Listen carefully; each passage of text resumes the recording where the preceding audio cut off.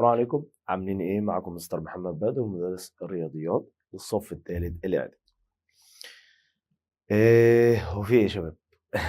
ال- الناس احبطت، الناس ما بقتش فاهمها، الناس داخله على امتحانات كلها كام يوم، وفي حاله من لا مبالاه، في حاله من الفوضى، في حاله من عدم التنظيم، في حاله من عدم التركيز، في حاله من عدم المسؤوليه، في حاجات كتير انا ما بقتش فاهمها. ما بقتش شايفك، يعني ما بقتش شايف الطالب بيركز زي الأول، ما بقاش في الشغف موجود إنك عايز توصل لهدف. راح فين الكلام ده؟ فين حلمك اللي أنت بتسعى ليه؟ غلطت؟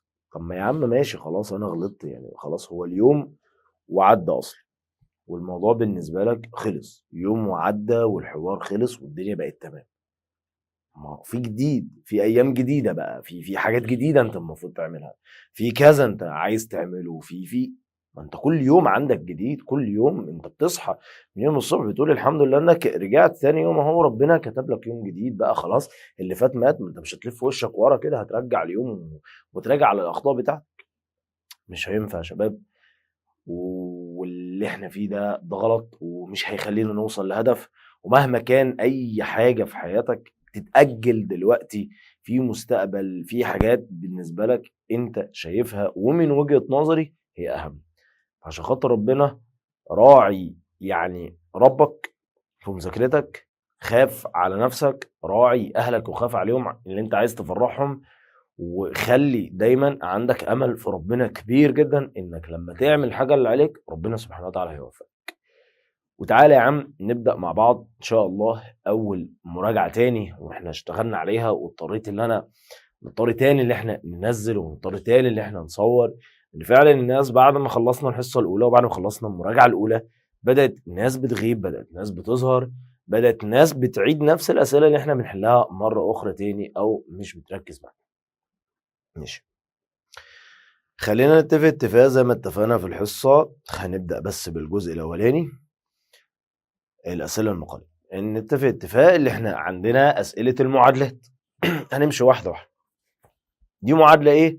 دي معادلة من درجة أولى ومعادلة من درجة أولى، فبناخد المعادلتين دول تحت بعض، فندور دايما على الموجب والسالب. لا إما حضرتك هتاخدهم تحت بعض وتحلهم بطريقة الحذف، لا إما حضرتك هتحلهم بطريقة التعويض على حسب السؤال وعلى حسب الفكرة وعلى حسب اللي احنا هنشوفه. طيب، هبتدي انا بالمعادله دي، اللي هي هبتدي اللي احنا نجهز المعادله بتاعتنا، وناخد المعادله تحت المعادله عادي جدا.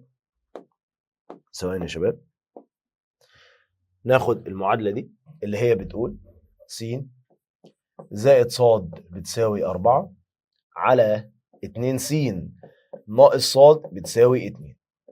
قلت لك دايما في السؤال ده دور على الموجب والسالب عشان تقدر تحل او تقدر توصل لمعلومه. لقيت هنا الموجب والسالب يا مستر؟ لقيتهم اهم، يبقى يتحذفوا مع بعض كده. وبعد كده بعمل حاجه اسمها بالجمع. بالجمع يا شباب، يعني ايه بالجمع؟ انا بجمع اللي فوق واللي تحت. يعني دي س، المفروض ان هنا في واحد، فبنقول واحد واتنين تلاتة س، واربعة واتنين ست، بقسم على التلاتة، يبقى قيمة السين باتنين. كده انا جبت له س. هل انا وقفت لحد كده او سؤالي خلص؟ قال لي لا، انت عايز مجموعة الحل. فانت لما تجيب مجموعة الحل بتضطر تعوض في معادلة تانية، دايما روح للموجب، يبقى هقول له كده بالتعويض في المعادلة الأولى. أنا عايز أعوض في المعادلة الأولى، يعني أروح للمعادلة الأولى هشيل منها السين وأحط القيمة اللي أنا هعوض بيها اللي أنا جبتها للسين اللي هي 2 زائد ص بتساوي 4، وادي دي بعكس الإشارة، يبقى ص بتساوي 4 ناقص 2، يبقى ص بتساوي 2. يبقى كده مجموعة الحل بتاعت حضرتك هي 2 و2. ماشي، يعني بنفس الفكرة بنفس السؤال، 2 س ناقص ص بتساوي 3 على س زائد 2 ص بتساوي 4، وشد خط كده. بدور دايما على الموجب والسالب اهو. بس لقيت هنا ان المعامل غير المعامل، هنا في 2 وهنا مفيش 2. يبقى انا محتاج هنا 2، يبقى اضرب المعادله كلها يا شباب، مش جزء من المعادله. فانت حضرتك هتضرب لي المعادله كلها مش جزء من المعادله. 2 في 2 ب4 س، 2 في ص ب2 ص، 2 في 3 ب6. اما المعادله اللي تحت فهتنزل زي ما هي من غير ما اغير اي حاجه واشد خط. مين يروح مع مين؟ قال لي والله السالب يروح مع الموجب زي ما انا عودت، ونبتدي نعمل عمليه اسمها عمليه بالجمع. 4 و1 5 س، 6 و4 10، اقسم على ال5 يبقى قيمه س 10 على 5 فيها ال2. كده انا جبت له المعادله بتاعتك. بعد كده هختار اي واحده عشان اعوض واجيب مين الصاد. قلت لك دايما اجري للموجب. طب الموجب هنا المعادله رقم 2، يبقى حضرتك بنقول له كده بالتعويض في المعادله الثانيه. انا هعوض في المعادله الثانيه. تعالى يا سيدي نعوض في المعادله الثانيه. هروح شايل منها مين؟ السين دي اللي هو س، واحط مكانها 2 زائد 2 ص بتساوي 4. ودي دي بعكس الاشاره، يبقى 2 ص بتساوي 4 ناقص 2، يبقى 2 ص بتساوي 2. هتروح قاسم على الاتنين، يبقى ص بتساوي 1. يبقى كده مجموعه الحل هي كام وكام؟ قال لي هتبقى 2 و1. واوعى تنسى تكتب مجموعه الحل بعد اذن حضرتك. يبقى احنا هنا في اول سؤالين اتدربنا على ازاي نقدر نحل معادلتين من درجه اولى عن طريق الحسب. يعني الطريقتين اللي انا استخدمتهم دول فوق الاول الحسب، اما الجزء الثاني ده تعويض عادي. ماشي، ناخد سؤالين كمان. في السؤالين دول في اول واحده ص بتساوي س ناقص ص. عود نفسك لما يقول لك ص بتساوي ولقيت الطرف الايمن ده المعامل بتاعه 1 والاشاره بتاعته موجبه، فانت عود نفسك انك دايما تدور على الاسهل، والاسهل هنا ص بتساوي كذا. يبقى انا المفروض هقول له كده بالتعويض من 1، يعني المعادله الاولى في 2. الراجل قال لك ص بتساوي كذا، فانت تروح للمعادله الثانيه تروح شايل منها ص يا سيدي خالص، وتحط القيمه بتاعتك اللي هي س ناقص 1. كل ده سويه بالخمسه. يعني كل اللي انا عملته يا شباب اللي انا شلت الصاد تماما وحطيت القيمه اللي هو مديها لي فوق اللي هي س ناقص 1، واتعامل مع السؤال عادي جدا. 2 س زائد س، يعني س زائد 1، 2 زائد 1 هتبقى 3 س، واودي الواحد بعكس الاشاره فبقت 5 زائد 1، واكمل 3 س و5 زائد 1 6، واقسم على التلاتة يبقى س بتساوي 6 على التلاتة فيها الاتنين. كده انت جبت قيمة س. معلش يا مستر عايزك تعيد لي تاني الجزء ده. انت عملت ايه؟ انا جمعت الاتنين س يا شباب مع الاتنين س ف3 س، ورحت مودي الواحد بعكس الاشارة بقت 5 زائد 1 6، واقسم يا معلم على التلاتة ف6 على التلاتة فيها الاتنين. ارجع اعوض في المعادله الاولى، يبقى بنقول له كده بالتعويض في المعادله الاولى. عوض يا سيدي وعوض يا باشا في المعادله الاولى، فيبقى ص بتساوي، هشيل س واحط القيمه بتاعتها اللي هي 2 ناقص 1، يبقى ص بتساوي 2 ناقص 1 1. يبقى كده مجموعه الحل هي س بتساوي 2 وص بتساوي 1. طيب، يبقى الجزء اللي احنا استخدمناه ده جزء التعويض، مش في كل المسائل هينفع معانا. قلنا المسائل اللي هتبقى سهله هنا مش هينفع معانا عشان المعامل هنا 2 اكبر من الواحد. طب خش هتجيبك كده معايا في السؤال، ودي دي بعكس الاشاره يبقى 2 س، دي كانت سالب يبقى تيجي هنا بالموجب ص، والواحد زي ما هو اهو. اخد المعادله دي وانزلها زي ما هي بعكس الاشاره، يعني ما غيرش اشاره. طيب هنا يا مستر بدور على الموجب وسالب، والله ولا لقيت ولا موجب ولا لقيت سالب اصلا. الحل ايه؟ قال لي الحل ان انا اعمل موجب وسالب. والله يا حبيبي لو انت المعادله دي في 2 فانت ممكن تضرب اللي تحت في سالب 2 وتخلي السين تروح مع السين.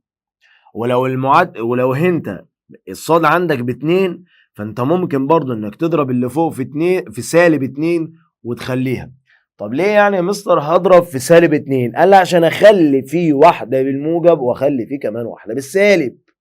حاضر، يبقى انا هضرب مثلا اللي فوق في سالب 2، يبقى 2 في سالب 2 هتبقى سالب 4 س، موجب في سالب بسالب، صاد في 2 ب2 صاد، 1 في سالب 2 بسالب 2. وانزل دي س زائد 2 صاد بتساوي 5، واكمل السؤال عادي جدا ومفيهوش اي حاجه خالص. ماشي، مين يروح مع مين؟ اللي بالسالب يروح بقى اللي بالموجب. سالب 4 احنا بنعمل بالجمع طبعا، لما تكون الاشاره مختلفه بنطرح. سالب 4 زائد 1، هنا هنطرح تبقى سالب 3 س. سالب 2 ناقص 5 زائد 5، اشاره مختلفه تطرح تبقى 3. تقسم لي هنا على سالب 3 الرقم اللي قصاد السين، يبقى س بتساوي سالب 1. طيب بعد كده هرجع تاني اعوض في المعادله الاولى او الثانيه، مش هتفرق، خلينا في الثانيه. يبقى بالتعويض في المعادله الثانيه عشان نبقى جربنا كل الافكار. هروح شايل س خالص، هشيلها واحط القيمه بتاعتها اللي هي سالب 1. ما انت بتشيل س وتحط القيمه بتاعتك اللي هي سالب 1. ماشي، اهي شلت س وحطيت سالب 1. كمل بقى المعادله، زائد 2 ص بتساوي 5. معادلات بقى، ودي دي بعكس الاشاره، يبقى 2 ص بتساوي 5 زائد 1، يبقى 2 ص بتساوي 5 زائد 1 6. اقسم على الاتنين، 6 على الاتنين يبقى فيها التلاتة. تمام يا سيدي، يبقى هنا مجموعة الحل هتبقى سالب 1 و3. تمام، بكده خلصنا الجزء بتاع معادلة من درجة أولى ومعادلة من درجة تانية، معادلتين آسف من درجة أولى.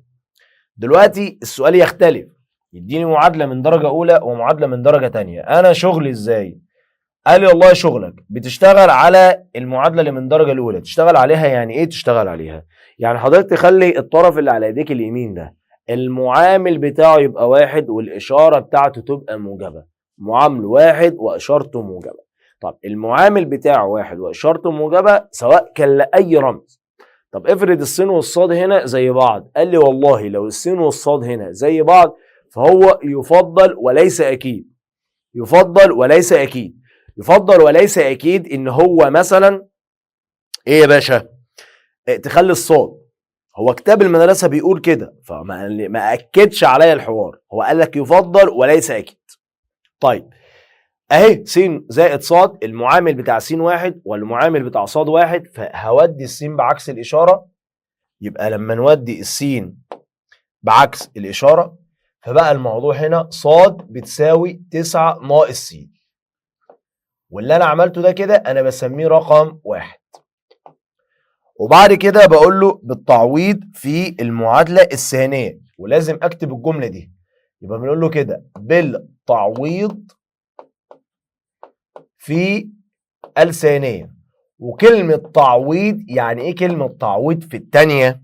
يعني حضرتك هتشيل السين تماما، الصاد اسف تماما، وتحط القيمة اللي هو اداها لك، فدي هتنزل زي ما هي س تربيع ناقص شيل صاد خالص، حط القيمة بتاعتها اللي انت جبتها 9 ناقص س. طب الراجل قال لي تربيع يبقى تربيع بتساوي 45. اصبح دلوقتي معاك قوس تربيعي، انت مطلوب من حضرتك انك تفك القوس التربيعي. بس عندي مشكله هنا ان في سالب، والسالب ما بيعجبوش العجب. يعني ايه ما بيعجبوش العجب؟ يعني انت حضرتك لو لقيت سالب هنا فالمطلوب من حضرتك انك تغير اي اشاره هتيجي بعده. طب عشان افتكر الموضوع ده، قال لي انا بفك القوس التربيعي جوه قوسين كده بالراحه وبهدوء، وبعد كده بروح مغير له اشارات، يعني انا بزود لنفسي خطوه. طب سمع كده معايا، هو القوس التربيعي بيتفك ازاي؟ معلش، قال القوس التربيعي بيتفك اول في اول، بيتفك تاني في تاني، بيتفك اول في تاني في اتنين. مفيش يا دكتوره دنيا انك تقولي لي اول في اول بعد كده تقولي لي اول في اول تربيع، مفيش الكلام ده خالص طبعا. طب يا عم اضرب كده 9 في 9 ب81، ده اول في اول، ده الاول وده التاني، مش محتاجه بقى فزلكه من حضرتك والله. الاول اكيد بيتكتب الاول، التاني اكيد بيتكتب التاني، صح صح. خش هتجيب سالب س في سالب س، سالب في سالب بموجب، حلو. س في س بس تربيع، جميل. انت بقى هتمسك الاول وتروح ضربه في التاني وتروح ضاربهم في 2 زي ما القانون بيقول لك، وملكش دعوه بالاشاره حضرتك. يبقى همسك الاول اللي هو 9 وامسك التاني اللي هو س وهضربهم في 2، وماليش علاقه اصلا بالاشاره، ماليش علاقه بالايه؟ بالاشاره. حلو. يبقى 9 في 2 ب 18 و18 س. هنا بقى بعد الخطوه اللي بعدها كده، اللي شايف السالب ده هيغير كل الاشارات اللي بعدها عشان مش عاجباه. يعني ال 81 بالموجب يخليها بالسالب، ودي بالموجب يخليها بالسالب، ودي بالسالب يخليها بالموجب. طب ال 45 هدخلها بعكس الاشاره، قال لي لا استنى خليها دلوقتي. طب انت ليه خليتها؟ عشان السؤال سالك سالك عقبالك صف النية. يبقى دي تروح مع دي، ما خلاص راحوا مع بعض. فاللي فضل من هنا 18 س بتساوي، اخد دي وانقلها هنا بعكس الاشاره، يبقى 45 زائد 81، واقول له 18 س. 45 زائد 81 على الحاسبه بسرعه 126، واقسم على ال 18، يبقى هنا س طلعت بكام؟ ب7. طب انت عملت ايه يا مستر؟ ما حللت يا باشا، انا وديت السين مع السين وسبت 18 س. ال 81 دي كده رحت ناقلها هنا بعكس الاشاره، كانت بالسالب انا نقلتها بالموجب. طيب وبعدين قال لي ولا قبلين جبت س، ارجع تاني عوض في رقم واحد، يبقى تقول له كده بالتعويض في واحد. يبقى لما تيجي تعوض في واحد هتروح شايل اهو 9 ناقص، شايل س وحط مكانها كام؟ 7. 9 ناقص 7 كام؟ 2. يبقى هنا مجموعة الحل 7 و2، مجموعة الحل هتبقى كام وكام؟ 7 و2. طيب خلصنا من السؤال، مفيش أي مشكلة. طب تعال نشوف فكرة زيها عشان نطبق عليها. احنا اتفقنا لازم يكون الطرف الأيمن ايه؟ يبقى موجب. فهنا غصب عني الصب السالب، فدي اللي هنقلها بعكس الإشارة. يبقى س بتساوي 3 زائد ص اهي، ماشي زي، وهنسمي دي رقم 1، ونجيب لي القلم الاخضر ونكتب ايه؟ بالتعويض في المعادله الثانيه، يبقى بالتعويض في الثانيه. نفس الفكره اللي فاتت، بالتعويض في الثانيه، مفيش اي افكار جديده. المره دي يا مستر قال لي س، ايوه انا هتعمل ايه؟ قال لي انا هشيل س واحط القيمه دي اللي هي 3 زائد ص، الكل تربيع، الكل تربيع زائد ص تربيع بتساوي 17. برضو مع حضرتك هنا قوس تربيعي، القوس التربيعي بيتفك ازاي؟ اول في اول، تاني في تاني، اول في تاني في 2. اضرب 3 في 3 ب9، صاد في صاد بصاد تربيع، اول في تاني في 2. مين الاول؟ 3، مين التاني؟ صاد، وهضربهم في كام؟ في 2، يبقى كلهم على بعض 6 صاد. اما دول يفضلوا زي ما هم صاد تربيع. لو انت ملاحظ حاجه، دي موجب ودي موجب، فانا لازم ادخل ال 17 بعكس الاشاره عشان اخلي المعادله مقدار ثلاثي عشان اقدر احللها. اخفف المعادله بتاعتي، صاد وصاد 2 صاد تربيع يا خفيف زائد 6 صاد، الرقم مع الرقم، فتسعة ناقص 17 سالب 8 وساوي المعادلة بالصفر. المعادلة هنا تقبل الاسم على 2 على 2 على 2. فهمني يا حسين؟ ركز. جمع. قسمت على 2 يبقى صاد تربيع. 6 على 2 فيها 3 صاد. 8 على 2 فيها 4. كل ده بيساوي صفر. افتح قوسين، هنا صاد وهنا صاد. كام في كام يديك 4، تطرحهم يديك 3. قال 4 في 1. قال الرقم الكبير هياخد، خلي بالك لما تكون دي سالب في التحليل قلنا الرقم الكبير بياخد إشارة الأوسط. مين الكبير؟ 4، وإشارة الأوسط موجبة يبقى دي موجب، والتاني بياخد العكس. أما لما تكون دي موجب كانوا الاتنين بياخدوا نفس الإشارة، يبقى اللي بالموجب يخرج بالسالب واللي بالسالب يخرج بالموجب. طيب هل كده السؤال خلص لحد كده وهقف؟ قال لي لا، اوعى تجري، لازم تجيب له س كمان. يبقى بنقول له بالتعويض في 1 ونعمل السين كده مرتين. مرة حضرتك هتعوض عن الصاد بسالب 4 ومرة هتعوض عن الصاد ب1. فكده بقت 3 زائد سالب 4، يبقى الناتج هنا هيبقى سالب 1. وكده س بتساوي 3 زائد 1. قال لي يبقى الناتج هنا 4. كده تبقى مجموعة الحل وتبدأ من عند أرقام السين.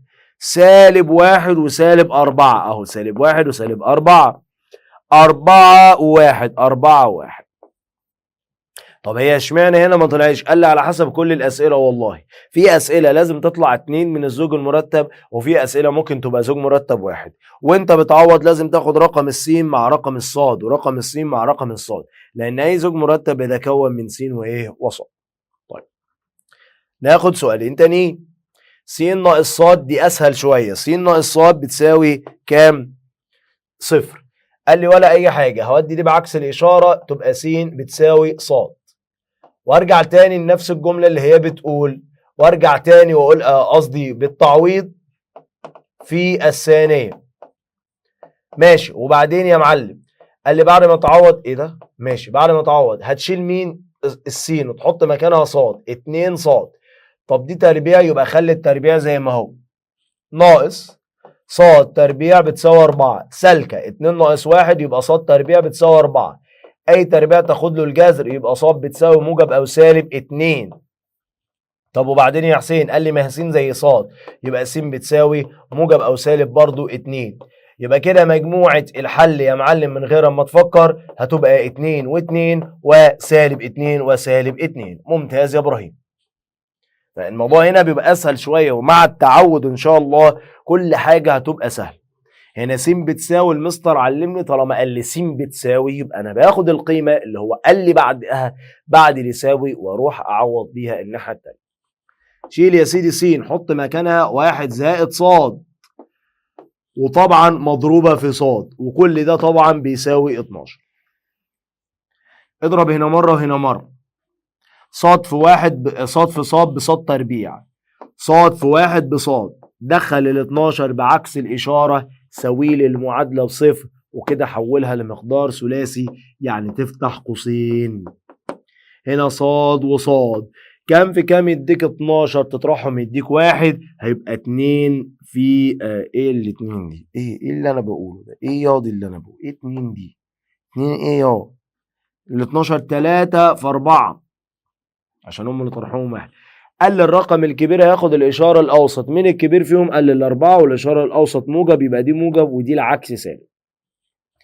اللي بالسالب يخرج بالموجب واللي بالموجب يخرج بالسالب.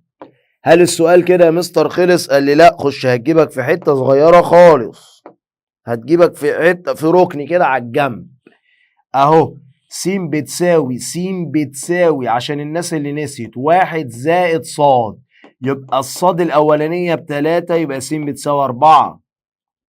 طب س بتساوي 1 زائد ص، شوف الصاد المرة دي التانية بكام؟ بسالب 4، يبقى س بتساوي سالب 3. لازم تكتب من عند س. يبقى مجموعة الحل هتبقى كام وكام؟ قال لي 4 و3 وسالب 3 وسالب 4.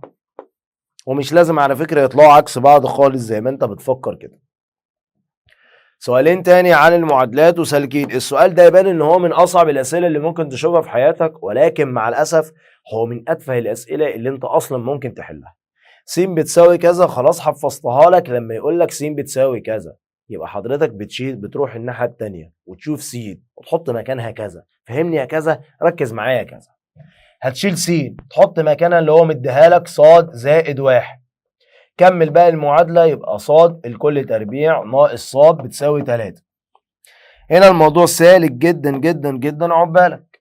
هنا دي راحت مع دي، الواحد تربيع يعني تضربه في نفسه مرتين، واحد في واحد بواحد. كمل بقى المعادلة، يبقى ناقص ص بتساوي 3. وادي دي بعكس الإشارة، يبقى سالب ص بتساوي 3 ناقص 1. اقسم الأول سالب ص بتساوي 2، اقسم على سالب 1 هيبقى ص بتساوي سالب 2. مستر ما دي يا باشا دي الإشارة دي تبع الصاد، مالك في إيه؟ حاضر. أجيب بقى س، يبقى س بتساوي أشيل صاد وأحط مكانها سالب 2 زائد 1، يبقى س بتساوي سالب 1. يبقى مجموعة الحل هتبقى سالب 1 وسالب 2. ماشي. وبعدين قال لي ولا قبلين يا حسين. السؤال اللي جاي ص ناقص س بتساوي 2. هودي مين؟ الس بعكس الإشارة.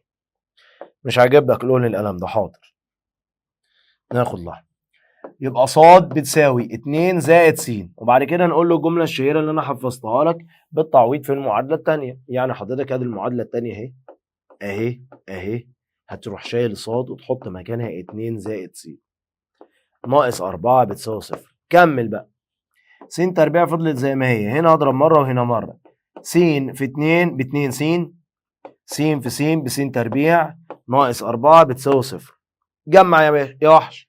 س وس هيبقوا 2 س تربيع زائد 2 س ناقص 4 بتساوي 0. تمام. وبعدين انا عندي في بنت قعدت ساعه في السؤال ده عماله تخترع اختراعات. تخافيش يا دنيا مش هقول اسمك. هقسم على الاثنين على الاثنين على الاثنين، يبقى هنا س تربيع زائد س ناقص 2 بتساوي 0. افتح قوسين عادي جدا، هقول له هنا س وهنا س. كام في كام يديك 2 تطرحهم يديك 1، 2 في 1. سهله ايه؟ سهله وبسيطه. الرقم الكبير هياخد الاشاره الاولى اللي هي الاوسط يعني، ودي العكس. اللي بالموجب يخرج بالسالب، واللي بالسالب يخرج بالموجب. مؤاخذه يا شباب كنت بشوف حاجه. وعوض هنا مره هنا. ص بتساوي 2 زائد سالب 2، يبقى ص بتساوي الصفر. ص بتساوي 2 زائد 1، يبقى ص بتساوي اهو، انا جيت اهو 3. انا جيت اهو. يبقى مجموعة الحل كام وكام؟ سالب 2 وصفر، 1 وكام و3. ايش؟ اهو. خش على اللي بعدها، ألا وهو القانون. وهنا لازم نقف وقف. هو احنا هنحل القانون العام ازاي من غير ما نحفظه؟ قول لي بس، تعالى بس، تعالى قول لي، تعالى بس قول لي هتحله ازاي وانت مش حافظه؟ هتخمنه؟ هتستنتجه؟ حد هيجي يحله لك؟ يا باشا احفظ القانون، احفظ القانون لله. القانون العام بيقول ايه؟ سالب ب موجب او سالب جذر ب تربيع ناقص 4 ألف ج على 2 ألف. معنى كلمة ألف معامل السين تربيع، وما معنى كلمة معامل؟ الرقم اللي بيكتب قدامها، ولو ما فيش حاجة مكتوبة قدامها تبقى 1. لا تفتي أيها الفتى. ب معامل السين بس. ج هيبقى الحد المطلق اللي بيبقى رقم سنجل لوحده كده، عقبالك. يبقى ده هنا بعض الأسئلة اللي احنا بنستخدمها في القانون العام. يبقى أنا عشان أحل بطلع الألف على جنب، وأطلع الب، وأطلع الجيم، وأطبق القانون. ألف الرقم دي ألف، ودي ب، ودي ج. ألف هنا كده ب1، ب بسالب 2، ج بسالب 4. أنا حافظ القانون بتاعي، يبقى أطبق على طول. سالب ب، طب الب بسالب، سالب في سالب بموجب، تبقى 2 موجب أو سالب جذر. طب ايه الموجب السالب ده هكتبها ازاي على آلة يعني؟ قال لي ما انت مرة هتكتبها بالموجب ومره هتكتبها بالسالب اصلا. بعد كده القانون بيقول لك ب تربيع، يعني الب دي تضربها في نفسها مرتين، ويا ريت تضربها وتكتب الرقم. سالب في سالب بموجب، 2 في 2 ب4 ناقص 4 في أ بواحد ج بسالب 4 على 2 في أ اللي هي بواحد. ومرة حضرتك هتدخلها على الآلة بالموجب، ومرة حضرتك هتدخلها على الآلة بالسالب. هيطلع لك كسر، دوس على سيد على الآلة اللي هو اس دي، خلاص هيطلع هنا أرقام عشرية وهيطلع هنا أرقام عشرية. هو ده أصلا الحل يا عم. اديني فكرة تانية اللي جنبها. هنا المعادلة بتساوي صفر، حلو. طب ما هنا ما بتساويش صفر، حلو. يبقى أنت كده مسكت طرف الخيط. لازم المعادلة بتساوي صفر، يبقى انقل دول بعكس الإشارة. 3 س تربيع ناقص 5 س زائد 1 بتساوي صفر. مستر معلش هو ايه ده؟ ولا كأنك شايفه، ارميه، بيهبده، مالكش دعوة، انت مش هنستخدمه اصلا. طب عايز افهمه يا عم، مش هفهمهولك، مش هنحتاجه اصلا. طيب يا مستر، أ ب ج. أ الرقم اللي قدام السين 3، الرقم هنا لا خدها بالسالب بالله عليك، سالب 5. اما هنا 1 يا عمي. طبق قانونك ولا تبالي ولا تخاف. سالب ب، هنا سالب، سالب في سالب بموجب، اشيل ب واحط مكانها 5. موجب او سالب جذر ب تربيع، يعني سالب في سالب بموجب، 5 في 5 ب25 ناقص 4. الأربعة دي جت منين؟ في القانون، في القانون، في القانون. ماشي. في أ اللي هي ب3. يا مستر هي مش أ بواحد، هو أنا قلت لك أ دايما هتبقى بواحد؟ خلاص يا مستر بقى. في ج المرة دي بواحد على 2 أ. أيوة يا مستر 2 فوق يا ابني، أ ب3 هنا. ماشي يا مستر خلاص. ومرة أدخلها بالموجب ومرة أدخلها بالسالب. الحق يا مستر هنا في قوس، نعمل إيه يعني؟ عادي جدا، اللي بره القوس اضربه هنا مره وهنا مره. س في س بس تربيع، س في 1 بس. دخل الاربعه بعكس الاشاره تبقى ناقص 4 بتساوي صفر. خلاص بقى، طبق انت القانون. أ بتساوي 1، ب بتساوي سالب 1، ج بتساوي سالب 4. طبق انت بقى وعيش. طب فك لي دي كمان. ايه ده يا مستر؟ يا عم قلنا مالكش دعوه بقى يا مستر، عايز افهمها. يا عم الراجل بيقول لك ان كل ده هيطلع 13 على الآلة، فانت تشيل ال 13 وتكتب مكانها 3.6 اللي هي اصلا على الآلة. يعني هو ما فتاش كتير، يعني هو ما عملتهاش انقص. يا عم مش هتنقص، هتنقص ليه اصلا؟ يعني انا اسيب الدرجات كلها؟ الله كاتب القانون، بص المعفن سايب دي، لا هنقص. يا عم انت حل السؤال صح يا عم، ما توجعش دماغي بقى، خلينا نخلص، عايزين ننام. هنا في كسر س، يبقى اضرب المعادله كلها في الكسر اللي تحت ده س، يبقى اضرب المعادله كلها في س. يبقى هنضرب في س. س في س بس تربيع. السين راحت مع السين، بايناها، يعني دي راحت مع دي، فضل 2 بتساوي 5 في س ب5 س. مستر نعم المعادله لازم تساوي صفر. ايوه عايز تعمل ايه؟ قال لي هودي الخمسه بعكس الاشاره وارتب المعادله. يبقى س تربيع ودي بعكس الإشارة 5 س زائد 2 بتساوي صفر. يبقى المعادلة ترتيبها أس 2 أس 1 رقم. طلع أ بواحد، طلع ب بسالب 5، طلع ج ب2. طبق يا عم أنت القانون بقى. هنا هفكها لك بس، طرفين في وسطين، 5 في س ب5 س، س في س بس تربيع، 3 في 1 ب3. دخل ال3 ورتب المعادلة، تبقى سالب س تربيع زائد 5 س ناقص 3 بتساوي صفر. طلع أ، قال لي أ بسالب 1، مش محتاج انك تتخلص منه اصلا. ب ب5، ج بكام؟ ب3، بسالب 3. لما برتب يا شباب ما بغيرش اشاره الرموز. هنا لازم تتفك الاول، يبقى س تربيع بتساوي 2 و2، 2 في س ب2 س، 2 في 6 ب12. مستر نعم لازم المعادلة تساوي صفر. حلو، دخل دول يا مستر بعكس الإشارة، خش هتجيبك يا مستر ما تخافش. يبقى 2 س، ما بخافش يابا، ناقص 12 بتساوي صفر. أ بتساوي الرقم اللي قدامها هنا 1، ب بتساوي الرقم اللي قدامها هنا سالب 2، ج بتساوي سالب 12. طبق بقى القانون، عيش مع القانون العام، عيش مع القانون العام، الدنيا هتبقى كويسة. صدقني معظم الأشكال أو معظم الحاجات اللي احنا مختارينها والله في الكتاب من الأسئلة المنتشرة في الامتحانات. حلو. أسئلة الحبشكنات اهي بقى، اللي احنا الأسئلة دي احنا بنعشقها أصلا.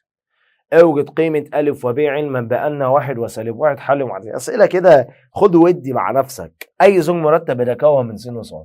بيراجع المنهج بس بطريقة تانية. دي س ودي ص، بيراجع المنهج بطريقة تانية. أشيل مين؟ قال لي أشيل س وصاد وس وصاد وحط الأرقام اللي قال لي عليها. طيب شيل س، حط مكانها 1، 1 في أ بألف. ماشي. قال لك زائد يبقى زائد. استنى، ما الصاد بايه؟ بسالب 1، سالب في موجب بسالب. حلو. 1 في ب بب، بكل ده بيساوي 7. على هشيل س واحط مكانها 1، 1 في أ بألف، دي سالب، وهتشيل صاد وتحط سالب 1، سالب في سالب بموجب، و1 في ب بب بتساوي كام؟ 3. يبقى انا شلت الرموز وحطيت الارقام، بقت معادله عاديه خالص خالص.